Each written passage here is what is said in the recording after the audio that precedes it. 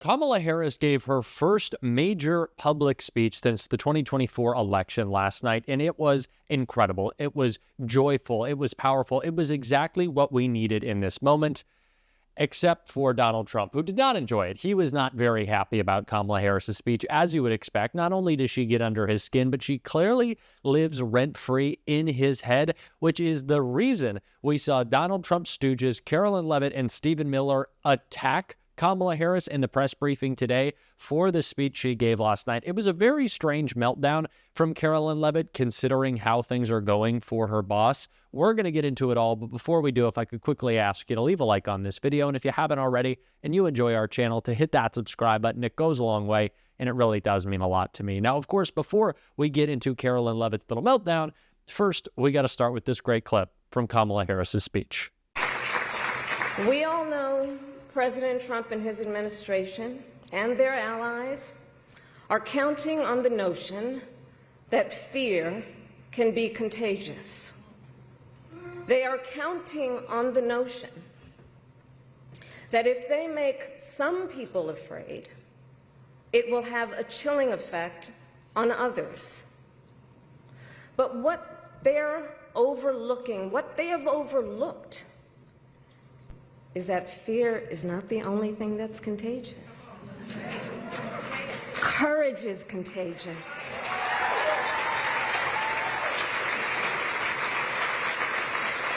The courage of Americans who are banding together in the face of the greatest man-made economic crisis in modern presidential history.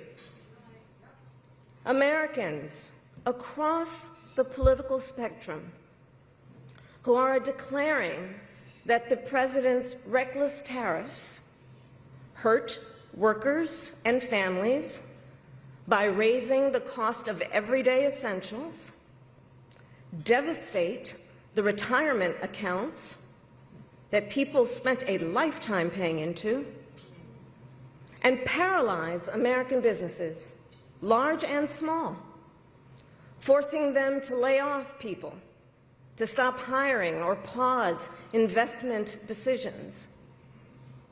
The courage of Americans we are seeing who are rallying at Social Security offices to protect their hard-earned benefits. Of Americans who are speaking out to say, it is not okay to violate court orders. Not okay. Saying it is not okay to detain and disappear American citizens or anyone without due process.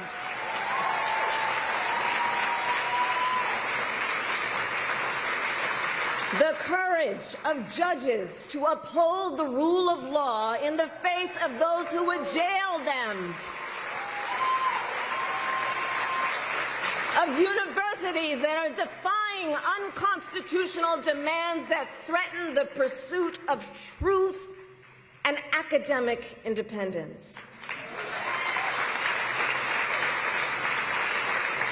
I think it has been such an important point to make that we need to demonstrate the agency that we, the people, have. We have to demonstrate that the majority of Americans are not siding with Donald Trump on any issue. That was the big lie he told before he was inaugurated and has been telling since, that he won some big sweeping cultural mandate, that it was a blowout of an election. That was never true.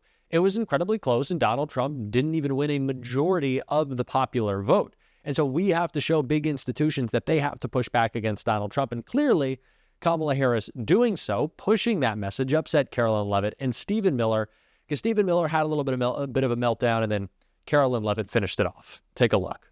Of just how blessed we all are that the leader sitting in the Oval Office today is President Donald Trump and not President Kamala Harris. It was a helpful reminder of just what a travesty and a tragedy that would have been. It would have been the end of America. And it gives me a chance to bring this whole thing home. If we continued on this road of radical regulation, choking off American energy, sending our supply chains to foreign countries, taxing our economy to death, pushing this cancerous woke ideology on our children, ending merit, ending scientific innovation, ending public safety, allowing, everyone goes to the stores these days, everything's locked up, criminals roam free, law-abiding citizens under the previous administration were punished while gangbangers were given red carpet treatment. Democrats, of course, are still giving gangbangers red carpet treatment. And then the border invasion. If those policies had continued, it would have been the end of the American Republic. And the only thing Americans want to hear from Kamala Harris is an apology for joining Joe Biden, and remember, she was the border czar, joining Joe Biden in aiding and abetting the invasion of our country. And we're never going to stop talking about this, because what they did to this country is unforgivable. It is an eternal stain on the Democrat Party. Every day we read another story.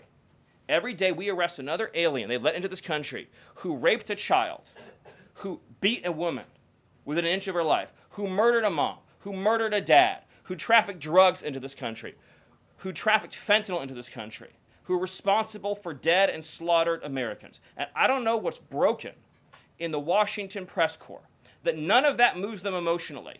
The only thing that gets them exercised is, do we need to have more trials for terrorist supporters? Do we need to have more trials for gangbangers? Do we need to have more trials for illegal alien invaders? Even though Congress and the Constitution clearly say that you can expel invaders and illegal aliens quickly, efficiently, and properly. This president has literally saved America, and I could not be prouder.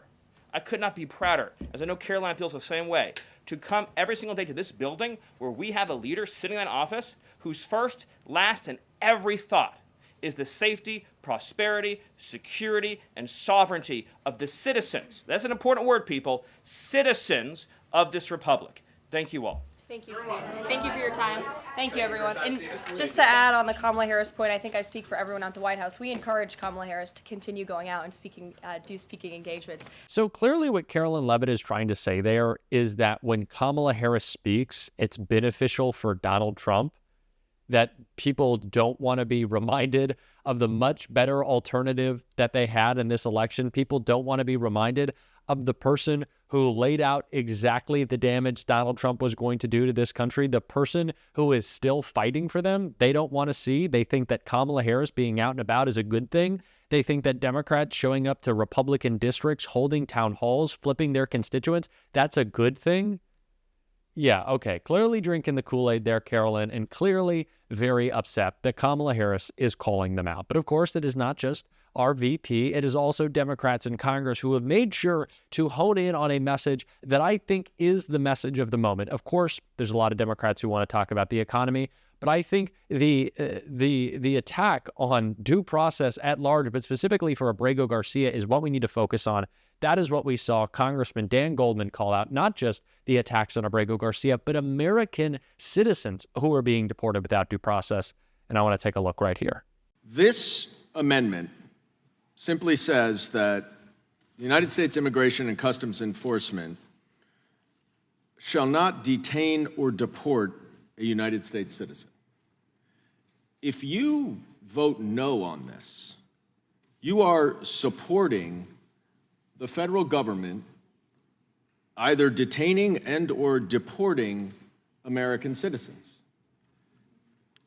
I don't understand how you'll be able to look yourself in the face knowing that you voted to allow our federal government to detain and deport United States citizens simply because you do not want to vote against something that Donald Trump may support.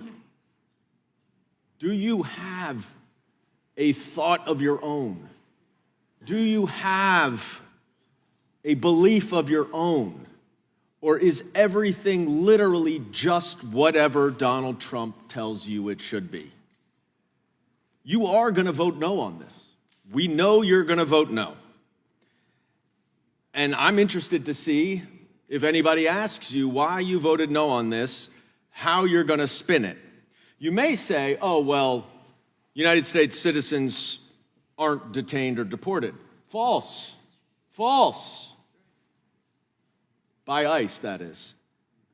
They have routinely been falsely detained and held and in some cases, as we now know, deported as children suffering from stage 4 cancer. So that one's not really going to work very well. Then you may say, I mean, there are always the old reliables like, oh, you know, I haven't read the bill yet. That's a good one. But I urge any one of my Republican colleagues just to stand up and say, I voted no because Donald Trump wanted me to. Because we all know that's the reason why. You have spent 100 days handing over every single ounce of congressional authority that you control to Donald Trump's lawlessness and recklessness. You stay quiet when our Immigration and Customs Enforcement sends masked undercover agents to arrest people in ostensible violation of their student visa requirements because they wrote an op-ed. And let me be very clear, no one disagrees more with that op-ed than I do. But we do not arrest people because they write op-eds that we don't like. We also do not criminally investigate people because they spoke out against the president. I didn't hear anything about the president's executive order directing the Department of Justice to investigate 2 people who worked in his first administration. And what did they do? They disagreed with him. That's how Vladimir Putin operates. That's how dictators operate.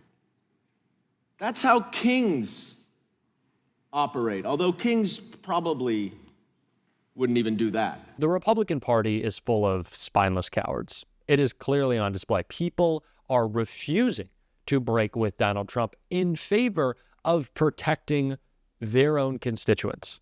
The people who elected them to serve in Congress, they are okay with them being shipped to an El Salvadoran prison as long as it does not upset Donald Trump. Them speaking out. It is disgraceful. These are not leaders. They need to be called out. It's what we're doing on this show every single day. And if you want to support that, as always, you can hit that subscribe button, leave a like on this video, and if you stuck around at the end, drop a blue heart in the comments. And until next time, I'll see you soon.